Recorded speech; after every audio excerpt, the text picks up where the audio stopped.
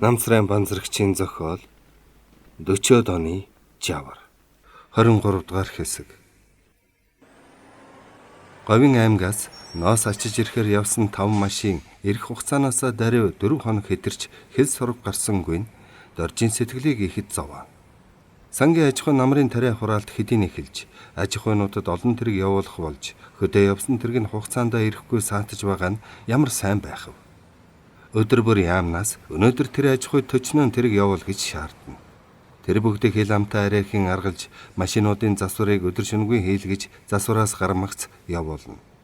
Дорж аргаа бараад утасны хорон дээр очиж, өмнөгөө аймагтаа ярил танаа 5 тэрэг 2 хоногийн өмнө манай эндээс ноос ачаад явсан гэжээ. Замд байдаг Дундгов аймгаас сургалбал хинч мэдэхгүй байлаа. Дорж өрөөндөө байж ядан сууж байснаа базрыг дуудуулв. Удалгүй базар орж ирээд яах гэж дуудав гэсэн байртай өөдөөс нь харлаа. Говьроо явсан хэдэн тэрэг сургахгүй алга болчихлоо. Бэ сая өмнө говь Дундгов аймагтаа ярьлаа. Өмнө говьас гарсан байна. Дундговд ирээгүйг бодоход замдаа суусан зайлбаргүй. Яах вэ гэвэл базар хинэггүй царайлан яасан бол тоо.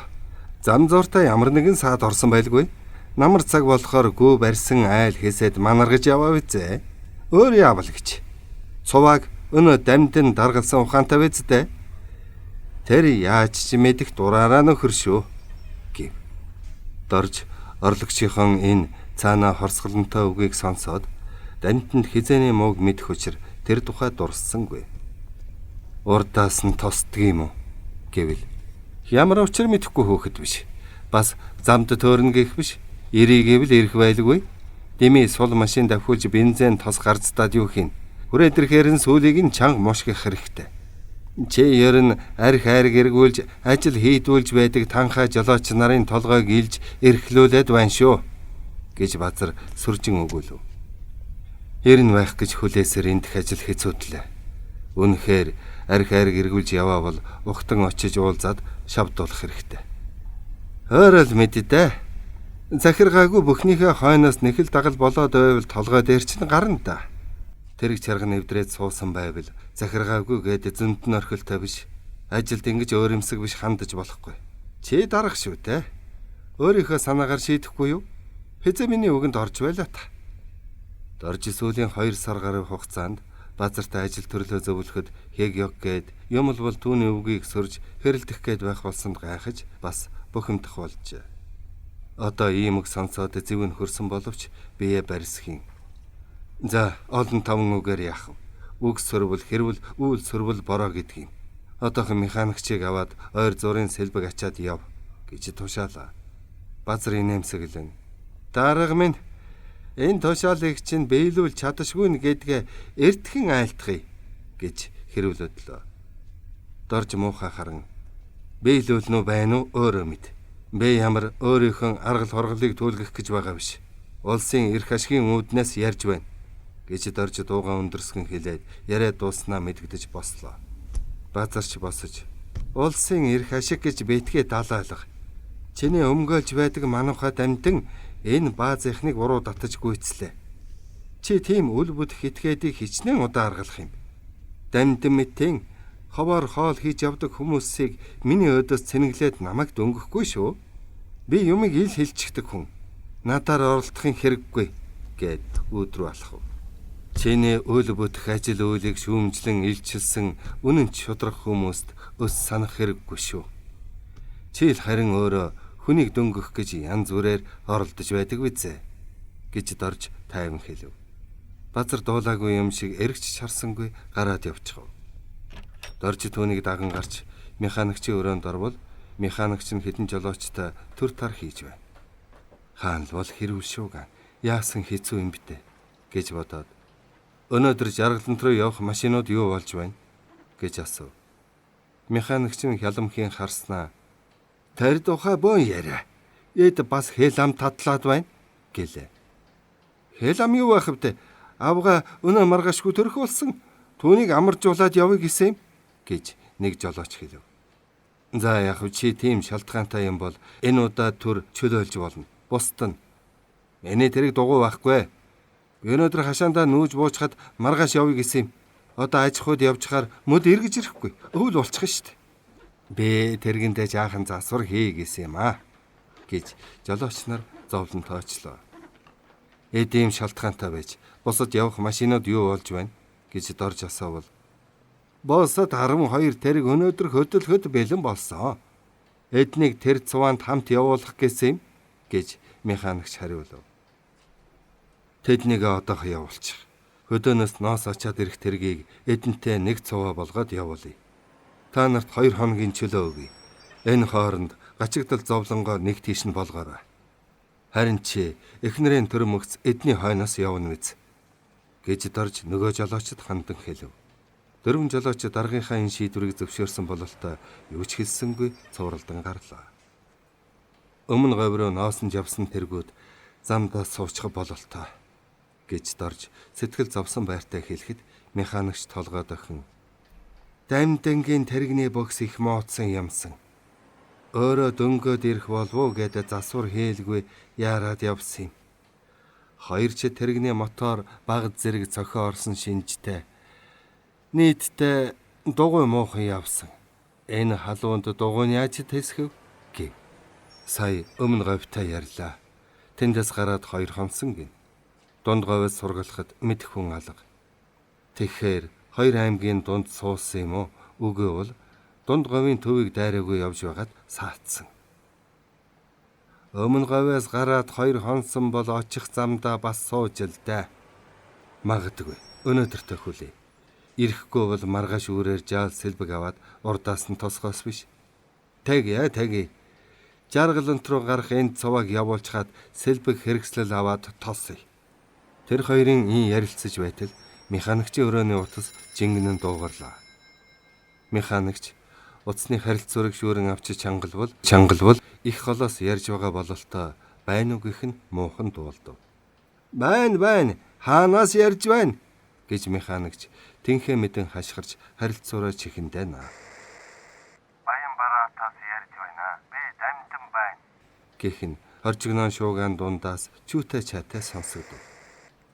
Бараатаас дамжин ярьж байна гэвэл дорж харилцуурыг нь бараг булаах шахам авчиж ихэндээ тулгаад байна уу гэж хашгирлаа. Утас хэсэг зур хоржигнон байснаа. Байна. Та механикч уу гэв. Бэ дорж байна. Та нар яагаад цаатав? Одоо чухам хаана байна гэж дорж мөн л хашгичв. Бараг бүгдээрэн эвдэрсэн. Бараатын буудалд биеийн чирсээр ирээд байна. Миний тэрэгний бокс бүр эвдэрсэн. Бусдынх нь дугуй мотор. Мэдлээ. Одоохон механикчийг явуулъя. Та нар дунд говийг дайраагүй мүү?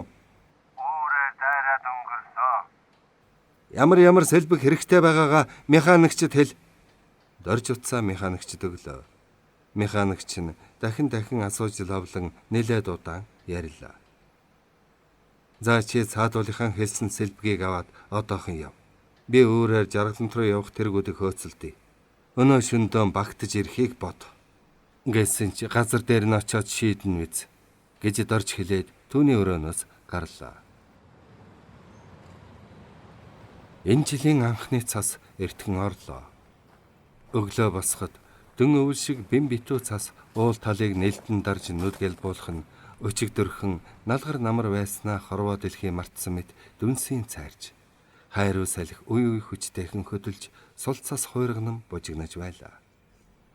Дорж өглөө ажилдаа яаран явхад лагалцсан цас хөлөөс чангаахад учиргүй бухимдав.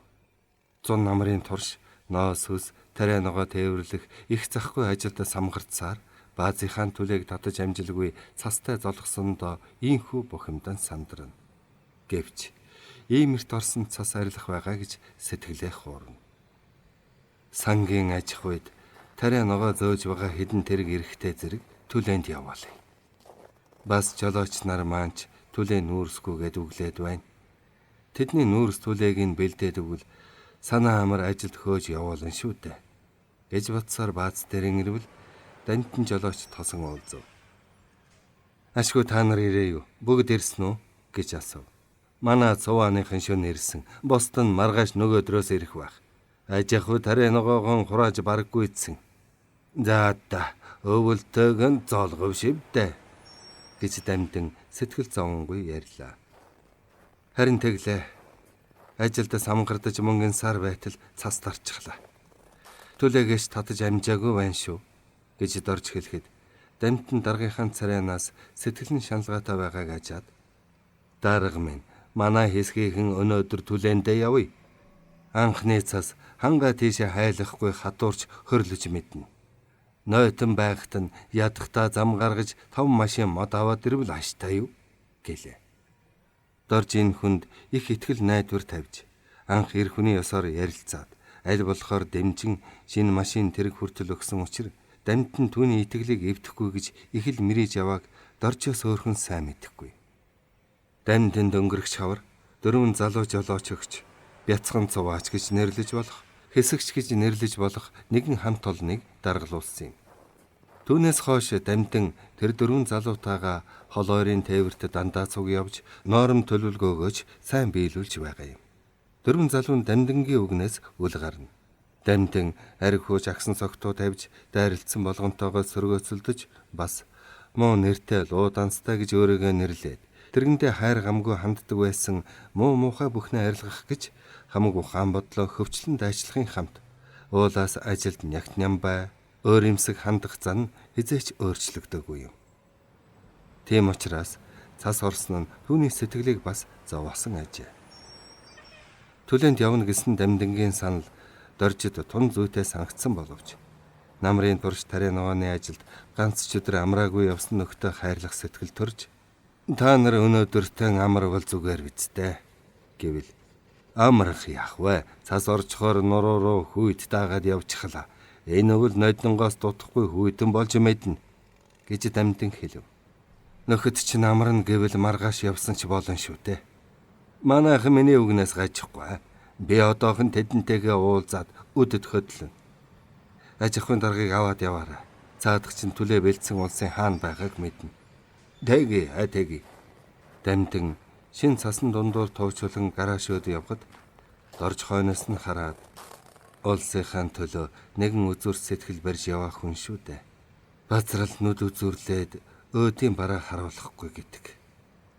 Түүний алдаа дутагдлыг нь нууж хаалгүй хэлдэг болохоор өширдөг юм байх та гэж бодоод өрөөндөө орвол утас нь хангин дуугарч бай. Авч чагнавал байна уу гэх дуугарлаа. Байна гэвэл нөхөр доржуу. Та орлогч дарга, намын өрийн дарга, механикч гурван аваад яг 10 цагт цайдын өрөөнд бэлэн бай гэсэн захирангуй дуугарлаа. Дорж жаахан сандрас хийж за мэдлээ гэвэл утас хоржигнон чимээгүй болчихов. Сайдын өрөөнд хурал болох нь жаал баримтаа сэлттэй очихгүй л болохгүй гэж санаад сар улирлын ажлын гүйцэтгэлийн мэдээ эхний хагас жилийн тайлан балансаа үргэлж авч явдаг ширэн хавцанд хийгээд хамт явах нөхдөдөө утсаар мэдэгдэв. Тэд явхаас өмнө доржийн өрөөнд цуглаж хүн бүр ямар мэдээ тайлан бэлтгэл авч явахаа хэлэлцэн тохироод дорж тун ховор ондог Пиков хэмээх тэргэнд сууж тээврийн яамууд явлаа. Нар хөрмөгцөд цас нялцайн хайлмагтаж гудамж талбай шавар шавхаа болж саарлуур савсаж байлаа. Тэдний машин нойтон цас шавар өсчүүлэн явсаар яамны үдэнд ирэв. Дорж машинаас бууж нөхдөд дагуулan дотгош орлоо. Сайдын нарийн бичгийн даргын өрөөний үүдийг эмээсийн янзтай зөөлхөн татан харвал нарийн бичгийн даргаас өөрхөн байсангүй. Дорж орох зөвшөөрөл авч төрүүлэн оржээ. Тэнд бусад баазаас дуудагдан ирсэн хүн байсангүй.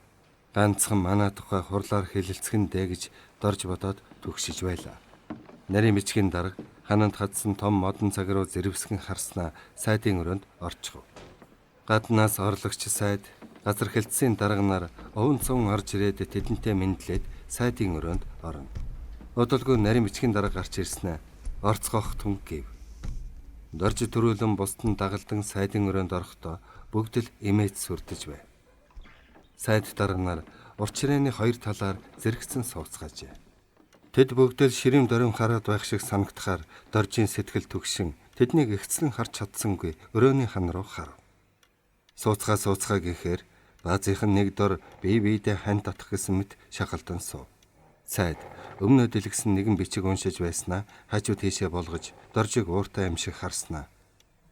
Өнөөдөр нөхөр доржийн даргалж байгаа баазын ажлын талаар Яамны удирдах нөхдийн зөвлөгөөнөөр зориуд авч хэлэлцэх гэсэн юм. Энэ бааз бол манай улсын ачаа тээврийн чухал үүрэг гүйцэтгэж байгаа томоохон газар. Тус бааз ялангуяа улс орон маань дайны нөхцөлд байгаа энэ жилүүдэд зохих үүргэн биелүүлж байгааг тэмдэглэж хэлхийг хүсэж байна. Гэлээч баазын ажилд баггүй дутагдал доголдол байна. Мөн баазын удирдлагын талаар анхаарч үзүүштэй, зөвлөн ярилцууштай зүйлч байна. Тийм учраас баазын удирдах нөхдийг суулцуулан энэ хурлаар хэлэлцэх гэсэн гэхэд Доржийн нүр халуун оргин хөлсөнд бурцав. Дорж баазын дарга болж 4 жилийн нүр үзэхдээ сайдад байн дуудагдаж загнуулахдаа загнуулж бас магтуулчих байсан. Үүрэг тушаал авч ажил төрлөөч зөвлөж байсан боловч өнөөдөр шиг зориуд хурлаар хилцүүлж байгаагүй тул зэгсэн хулч хийж байлаа. За одоо баазын ажлын талаар орлогч сайд ярина гэж сайд хэлбэл орлогч сайд аажимхан босож баазын нөхдөг толгой дараалан харснаа барьж байгаа цаасаа шажигнуулан амн өмөлзөн уншснаа. Нөхөр Доржийн удирдах байгаа баазын ажлын амжилт ололтыг бид тодорхой мэдэж байгаа болохоор тэр тухай ярихын хэрэггүй биз. Харин ямар дутагдал оршиж байгаа түүний учир шалтгааны тухай ярих нь зүйтэй байхаа гэж санаж байна. Яамнаас удаа дараа шалгасан байдал болон бусад мэдээ баримтсэлтээс үзэхэд тус баазын ажилд оршиж байгаа гол дутагдал бол машин техник их хэмжээтэй эвдэрч олон цөөн хоногоор сул зогсох явдал ерийн үзэгдэл болжээ. Энэ нь юунаас болов гэвэл засварыг орон нэрийн төдий яаруу санд руу хийх жолооч нарын чадвар мэдлэг муу сахилга бат сул байгаагаас болж байна. Машин тэрэг ийхүү сул зогсох нь их байгаагаас ачаа тээврийн эргэлт удааширч чухал тээвэр саатан хэл ам тасрахгүй болжээ. Зөвхөн сүүлийн 2 сарын дотор 36 тэрэг хээр зам дэвдрэн 5-аас 20 хоног сууж байжээ. Мөн хагас засварлаж бүрэн биш тэргийг тээвэрт явуулснаас болж 3 машин онхолдож улсад ихээхэн хохирол учруулсны гадна жолооч нар арх хууж 2 удаа мөргөлдөн осол аюулд өртсөн байна. Жолооч нарын сахилга бат муугаас болж ялангуяа зун намрын уйлралд хөдөө явсан жолооч нар замаас ангажиж айл амтан хэсэж арх айраг эргүүлэн тогтоосон хугацаанд ирэхгүй саатах явдалч гарсан байна. Эдгээр дутагдлын талаар удаа дараа хурлаар хэлэлцэж яамнаас ч үүрэг даалгавар өгсөн боловч олигтой өрн нөлөө үзүүлэхгүй байна. Энэ нь баазын удирдах нөхөд дээрх дутагдaltaй шийдвэртэй тэмцэл хийхгүй байгаагаас болж байна гэж үзэхээс өөр аргагүй юм. Ажил төрлөө сайжруулах талаар баазын удирдах нөхөд нэгэн санаа бодолтой ажиллахын оронд бие биенийхээ үгийг сөрөх, хэрэлдэж маргах явдал газар авсан нь ажилд зохих муу нөлөө үзүүлж байна. Удирдлага нь нэгэн санал бодолгүй нэгдмэл зарчимч шаардлага тавихгүй байгаа нь хамгийн хортой дутагдал мөн бөгөөд үүнээс болж баазын ажилд дээрх дутагдал ам бөхтө оршиж байгаа юм гэж дүгнэж үзэх ёстой. Баазыг удирдах байгаа намын гишүүн халахын голын дайчин Дорж Базар 2 нэг дор нэлээд хэдэн жил хамт ажиллаж байна. Өөхөх ам урсах цусаа үл хайрлан мөр зэрэгцэн тулалдаж явсан фронтын нөхөд хуучин хашир дайчид яагаад хоорондоо эв түнжингүй сөргөж маргалдаж байдгийм бэ гэж асуумаар байна. Түүнээс гадна улсын эд хөрөнгө өргөдөж алдагдах явдалч байна. Санхүү бүртгэл тооцооны ажил нь эмгцэгц муугаас болж чухал сэлбэг хэрэгсэл чухам ямар замаар алдагдаж байгаа нь мэддэхгүй байна. Ийм учраас энэ баазын бүх ажилд ойрын хугацаанд нарийн шалгалт хийх нь чухал байна гэд суучив. Сайд бусад нөхдөд харснаа. За одоо хэн ярих вэ гэв. Хүмүүс хэсэг чимээгүй сууцгаа. Сайд тэднийг дахин харвал яамны боловсон хүчний хилцсийн дарга лагс биетэй 40 гаруй насны хүн босож хоолоогоо заснаа. Орлогч сайд тус баазын ажилд оршиж байгаа үндсэн дутагдлын талаар ярьлаа. Тэгэхээр би зөвхөн энэ дутагдлын эзэн нөхөр Доржийн тухай ярина. Бид нөхөр Доржид их итгэл найдвар хүлээл гэж баазын даргаар дэвшүүлэн тавьсан юм. Гэтэл нөхөр Дорж тэр итгэлийг хөсөрдүүлсэн нь харамсалтай. Дорж бол нөхдийнхөө үгийг тоож сонсдоггүй, юм бүхнийг зөвч байсан, бурууч байсан ганцаараа шийддэг их дураараа нөхөр байгаа юм. 100 ажилчдыг улсын 1750 төгрөгөөр шагнасан. Шагнаж болно. Гэхдээ дамын 8 ачтаас өндөр үнээр цай тамхи авч улсын мөнгөөр панцчин залтай этгээдүүдийг татгсан байна. Тээнхүү шагнахта өөртөө сайн байдаг, ховжив хөөцөлдөж хутхан үүмүүлж явдаг архичин дамтэн хамт цэрэгт байгаад эргэтэн дутуу ажлын ямар ч чадваргүй болсон дүгэр мэтийн хүмүүсэн шагнасан байна. Ингэж болох уу нөхдөө? Ажилчдыг ингэж шагнахыг орлогч дарга базар бусад нөхөд эсэргүүцсэн боловч дорж өнөөх ганцаараа шийддэг зангаараа шийдсэн юм гэхэд доржийн зүрх пал хийж эн чин арай хэтрүүлж байна та. Базар ажилчдыг шагнах тухай анх сэдэж тэр талаар хөөцөлдсөн шүү дээ гэж бодоод боловсон хүчний эрхлэгчийн цааш ярахыг чагнахыг хүссэнгүй үгийг нь таслах гээд өндөлцөхөд намын өөрийн дарга гадарлаад гар дээр нь дарж толгой сэгсрэв. Боловсон хүчний хилцээний даргач доржийн нүд хачин ууртаа гялалцахыг хажаад зэв нь хөрсөн бололтой. Залуу хүн хатуу ширв мөөг сонсож сурах хэрэгтэй. Нөхөр дорж хамт ажилдаг нөхдөө ялангуяа орлогч базрыг их хавчин хяхаж байдаг нь зохих баримтаар нотлогдож байна. Яагаад ингэдгийм гэвэл нэгдүгээрт дорж муу санаатай хүн учраас базрыг даргийнхаа суудлыг булааж мэднэ гэж санаад түүнийг аль болохоор муудахыг хичээн овжин залтай дамын 8-чин гэх мэтэр олны дотор нэр хүндийг нь гутааж байжээ. Хоёрдугаарт базрын ханилан суух гэж байсан Цэрма гэдэг бүсгүйн толгойг эргүүлэн базраас хөндөрүүлснээс гадна харин өөрөө тэр хүүхэнтэй эремийн холбоо тогтоож дорж энэ хүртэл тэсвэрлэн чагнаж сууснаа биеэн захирч дийлхээ нэгэнт болж босон харайснаа. Та орон дэсгүй ямаар улаан цам хүн гүжирдэхтэй хэлчин эдрэхгүй байна уу гэж хашгирвал сайд өдөөс нь дүрлийн харж гараараа зангаснаа. Дорж очи яаж байна? Хүний үгийг бэдгээ таслаад бай. Дараа нь ярь гэлээ. Дорж бухимдал гомдолтон болж бөмбөгөнтөл чичрэн байгааг боловсон хүчний хилцээний дарга харж доогтойгоор ийм л зарчимгүй этгээд болохыг та бүхэн нүдэрээ хараа биз дээ. Цааш нь ярихад дамдэн гэж бааз даяар цуутай сахилахгүй архичин хүнийг өөрийнхөө талын хүн болгож шин тэрэг өгсөн. Гэтэл яав? Архичин нөхөр нь машинаа онхолдуулаад улсад үлэмжхэн хохирол учруулсан. Зүйн түүнийг шүүхэд шилжүүлэх байтал зөвхөн төлбөр ногдуулаад өнгөрсөн биз дээ. Хамт байлдаж яваад ажлын чадваргүй болсон дүгэр гэдэг хэлгүй дөлөй хүнийг ажил хийлгсэн нэр хүлээлгэн улсын хөрөнгөөр тэжээж байна. Сахилгагүй жолооч нарт хатуу арга хэмжээ авахын оронд тэдний толгойг илж, үргэлж гуйж аргадаж явдаг учраас тэд үгийг нь тоохон болж улам салан задгаа болж дураараа загнадаг болсон байна. Жолооч ажилчдын ахуй амьдралыг харж үзнэ гэдэг нэрээр улсын машин тэргийг хэрэглэн нүүрс түлээ ачуулж, бензин тосны гар зучруулж, ажилчин албан хаагчдын хоол хүнсэнд хэрэглэх махсуу авна гэж залт этгээдэд 10,000 төгрөг өгч явуулсан байна. Баазын ажлын аливаа доголдол дутагдал, хувийн зан чанарын энэ бүх шинжийг харгалзан нөхөр доржийг баазын даргын албан тушаалаас зайлуулж шүүхэд шилжүүлэх хүртэл хатуу арга хэмжээ авах саналыг тус хуралд оруулж байна гэд дорж руу хялмхийн харснаа суучхав. Дорж ийм үндэс муухан зэмлэл сонсоод уур хилэн бадарч би улс их орныхон төлөө гэж чин санаа санаж ажиллаж явхад ингэж үнэлж дүгнэж байх гэжтэй. Би яалаа гэж нөхөртөө тийм бузар булаа юм санахв. Энэ тарах ямар иш баримтыг үндэс болгон намайг ийхүү хилс гүжрэх хэрэгтэй түлхнэ. За яах вэ?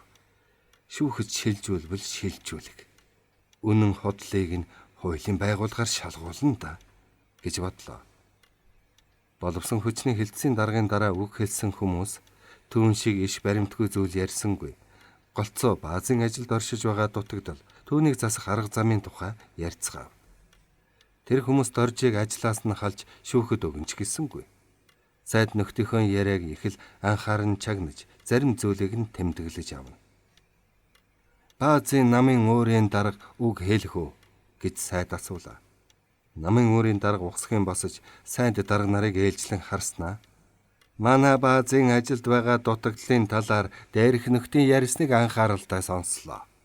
Манай ажилд дээр дурдсан бүх дутагдал үнэхээр байгаа бөгөөд түүнийг ойрын хугацаанд засаж сайжруулах талаар намын гишүүдийн хурлаар авч хэлэлцэн. Баазын захиргаатай зөвлөн ажилд оршиж буй дутагдлыг засаж залруулах төлөвлөгөө зохиож ажиллана. Харин баазын дарга доржийн тухайд зарим зүйлд тайлбар хэлхийг хүсэж байна гэвэл "Нөхөр минь, чи шүүмжлэл эсэргүүцэх нь үү?" гэж боловсон хүчний хэлцсийн дарга зэвүүнгүй янзтай асуув. Намын өөрийн дарга өөдөөс нь зоригтой харж "Таны шүүмжлэлийг эсэргүүцэхгүй. Баазын өдөр тутмын ажилд оролцож байдгийн хувьд намын байгууллагын удирдагчийн хувиар таны ярьсан худал ташаа зүйлийг залруулах нь миний үүрэг юм" гэв. "Яар" гэж сайд шаардав. Баазын дарга намын гишүүн нөхөр доржийн талаар боловсон хүчний хэлцсийн даргын ярьсан зүйл нь үнэн байдалд төдий хавьтахгүй. Санаанаас зохиосон юм уу? Ямар ч байсан иш үндэс мөчтгөн гинэн баримтад тулгуурласан зэмлэл юм гэж намын байгууллага үзэж байна. Гэхдээ та түрүүн ярьсан юм санаанаас зохиож яриаггүй мэдээж. Ямар нэгэн мэдээлэл олж цуглуулсан баримт сэлт түшиглэн ярьсан бизээ. Нөхөр дорж туршлага дадлаггүй залуу хүнч гэсэн өнгөрсөн 4 жилийн дотор тус баазын ажлыг өөдөн татаж хөл дээр нь зогсоосон юм. Жилийн төлөвлөгөөг урд нь хизээ биелүүлж байлаа. Тэгвэл сүүлийн 2 жил төлөвлөгөөг биелүүлсээр байгаа бодит баримтыг үгүйсгэж болохгүй. Нөхөр дорж намаас яамны удирдлагаас хүлээлгсэн итгэлийг хөсөрдүүлээгүй гэж манай үндсэн байгууллага албан ёсоор тодорхойлж байна. Миний энэ ярьж байгаа зүйл бол манай баазын ажилд оршиж байгаа дээр дурдсан дутагдлуудыг үгүйсгэж нөхдийн шүүмжлэлийг эсэргүүцэж байгаа юм биш. Бид дутагдалдаа зохих дүгнэлт хийж түүнийг засаж залруулан амжилт ололтоо улам баттгахыг гол зорилгоо болгож байна. Нөхөр доржиг бусдын үгийг тоож үздэггүй асуудлыг ганцаар шийддэг гэж үзэж болохгүй. Ямарваа нэгэн ажлаа бид бүхэнтэй ялангуяа намын байгууллагатай үргэлж зөвлөж байж шийддэг юм. Үүнийг хэнээс нь ч асуусан мэднэ. 100 ажилчдыг шагнах асуудлыг хамтран шийдсэн. Харин орлогч дарга Базар энэ саналыг анх сэдсэн бөгөөд санхүүгийн нөхөд намын байгууллага өндөр үнээр цай тамхи авахыг эсэргүүцэж байсан боловч нөхөр Базар тийм юмар шагнуулах гэж улайран хөөцөлдөж байж зөвшөөрүүлсэн юм. Энэ тухайн бурууг бид хотын намын хорооны хуралд хүлээж зохих зэмлэлэн сонссон. Базрыг хавчлаа хяхлаа гэж байна. Баримтыг нь гаргаад ирэлдэ. Харин нөхөр доржийн бүхий л саналыг нөхөр Базар үргэлж няцааж эсэргүүцэж байдаг юм. Дорж түүнд фронтын дайчин нөхрийн ёсоор эрг хүний ёс орч хэдэн удаа дутагдлынхын талаар ярьсан. Базар түүнийг хүлээж авахын оронд миний мууг үзэх гэж байна гэж боддог бололтой юм бэлээ. Базрын талаар намын хурлаарч ажилчдын зөвлөгөөн орж хэлэлцэж байсан юм шүү. Базар даргийнхаа албан тушаалыг алдсан данхорсож доржийг дөнгөх санаатай янз бүрийн оролдлого хийж байдаг гэхэд хэлсдэхгүй байх. Дамтэн гэж хэн байлаа? Одоо ямар хүн болсны газар дээр нь шалгаад үзэлтэй. Аригчин сахилахгүй муу нэртэй хүнийг жинхэнэ сайн хүн болгосон нь доржийн гавьяа гэхэд болно. Дайнд хэлмэгдэж эрэмдэг болсон дүгрийгч хэн хүнгүй мэднэ. Манай баазын хамаг хүнд хүчээр бүхнийг хийж яваа хүнийг улсын хөрөнгөөр зүгээр тижээж байна гэж яахан зэмлэж болох вэ? Ажилчдад хоол хүнс бэлтгэсэн 10,000 төгрөгийн талаарч бас буруу ойлголт яамд ирсэн болол та. Тэр мөнгөөр говьоос хямд мах цагаан эдэ авч ажилчдаа өгөөд мөнгийг нь цалингаас суутган авсан учраас улсад ямар ч хохирол гараагүй. Боловсон хүчний даргын доржид хүлээлгэж байгаа зэмлэлд хариу тайлбар тавихад юм байна. Манай баазын ажлын дутагдал доголдлыг удирдах байгаа дорж болон биднээс салгаж болохгүй мэдээж. Бэ дутагдлаа заасах талаар түрүүн саналаа хэлсэн. Өөр ярих юм алга байна гэж намын үрийн дарга зоримгхон яриад сууж хөлсөн арчив. Боловсон хүчний хилцийн даргын нүүр улааж хөлсөө сэм-сэмхэн шудрах нь их зовж итсэн юм уу уурлаж бухимдсан бололтой ажээ. Сайд баахан эргэлзэж байгаа янзтай бодол болж байснаа хажуудаа сууга орлогч сайдтайгаа хэдэн үг шивнэн ярилцсанаа нөхөр доржид ярих юм байна уу гэлээ. Дорж босож хэсэг дуугүй байснаа нөхдөд ярьсан зүйлийг сайн ойлгож мэдлээ. Манай ажилд оршиж байгаа дутагдал миний дутагдал ихч тодорхой ярьлаа. Үнэхээр тийм дутагдал байгаа нь үнэн юм гэлээ. Өөрийнхөө талаар юу хэлмээр байна гэж сайд асуув. Базар бит хоёрын хооронд хувийн болон ажил төрлийн талаар ямар нэгэн маргаан бүс хонцон байхгүй л дээ. Би мөр зэрэгцэн тулдаж явсан сайн нөхөртөө юу боллоо гэж хар буруу санахав. Харин нөхрийнхөө алдаа дутагдлын талаар нууж хаалгүй ярьдаг байсан юм. Бэ баазын ажлыг удирдах чадахгүй юм шиг байна. Миний эрдэм боловсрол арга ухаан голгодож байна. Иймд намайг энэ өндөр албан тушаалаас чөлөөлж өгөхийг хүснэ. Би 4 жил энэ айлыг толгойлохдоо харин машин тэрэг жолоодож сурлаа. Баг зэргийн эвдэрлэгч засч чадах болсон.